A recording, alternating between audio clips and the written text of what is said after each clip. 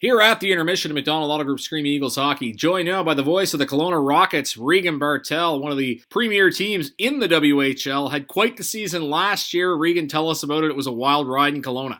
It sure was, yeah. It was a 48-win season, and so the Rockets made it all the way to the Western Conference Final against Seattle, and the way they got there was really interesting. As I said, the Rockets, one of three teams that had over 100 points in the WHL during the regular season, and the other two teams being the Brandon Wheat Kings and the Victoria Royals. So they get the playoffs, and they take on Kamloops in round number one, and they're forced to 7 games. And then round number 2, they take on Victoria, who won the BC Divisional Crown. And it looked like Victoria would likely win that series. They just were built to win last season. But as it would turn out, the Rockets had a chance to send that series into Game 7, and it will be probably one of the games I will never forget. Game 7 in Victoria, the Rockets are down by a goal. Tying down the puck side of Victoria's zone. It looked like the Royals are going to seal the deal. They're going to simply nail the puck in the corner and time will expire. Well, the puck squirts loose to the blue line, and then Kells, the Rocket defenseman, sends it over to Justin Kirkland, a quick snap shot with 0.2 seconds left to go in regulation time, sends the game into overtime. The Rockets would win in OT, and so they'd be up the Western Conference Final against Seattle. Seattle would beat the Rockets in 4 straight games, so their season would come to an end. But in saying that, this Kelowna Rocket team was having a magical ride as they made their 3rd straight appearance in the Western Conference Final.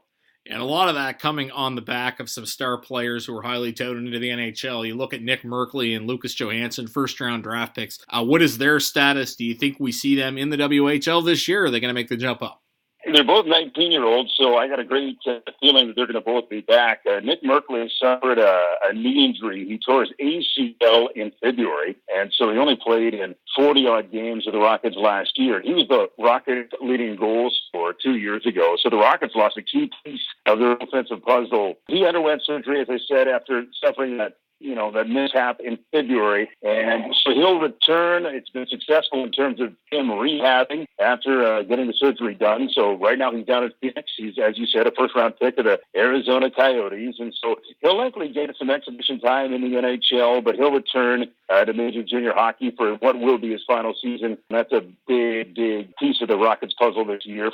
He's going to be one of the key guys for the Rockets, and he could be among the top 5 scorers in the Western Hockey League this season. And then you talk about Lucas Johansen, first-round pick of the NHL's Washington Capitals. That came as a bit of a surprise. I mean, we anticipated Johansen likely going more so in the second round than the first round, but obviously Washington saw him at a place where they wanted to grab him, and so that was a real nice way for Lucas Johansen to celebrate, because there was a lot of pressure, of course, him coming into the draft year. His older brother Ryan, a real good player, of course, who made his mark in the National Hockey League. He was a first-round NHL draft pick as well. So for Lucas Johansen, he'll return. He'll probably also get a long look with the Washington Capitals, but you'll have Johansen back in the blue line, Merkley up forward, and so I think the Rockets will have 2 marquee players in their lineup for likely their final season. And that leads me into the next question. I remember talking to you last year, and it seemed like the Rockets went a long way with a young team, especially in the blue line. What are the expectations this year in Kelowna?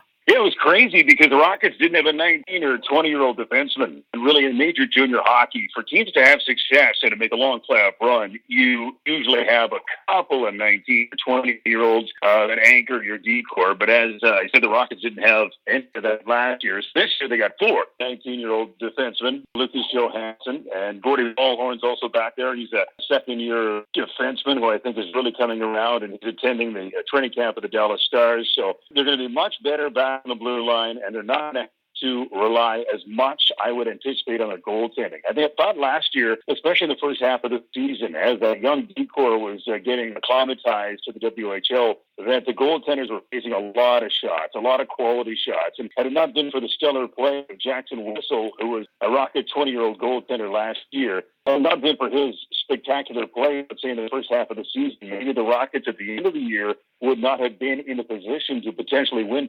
As time wore on, as the season continued in the months of February and March, you saw that young decor maturing, becoming that much better, becoming a little more confident, and the end result, you got all those guys returning from one season ago. So the strength of this Rocket team this season will, in fact, be back on defense. We're happy to hear from Regan Bartel out in the West. Thanks for giving us insight on all things Rockets. Best of luck with the rest of the season. Absolutely. Looking forward to the junior season. That's Regan Bartel, voice of the Kelowna Rockets, here joining us in McDonald Auto Group Screaming Eagles Hockey, 1270 CJCB.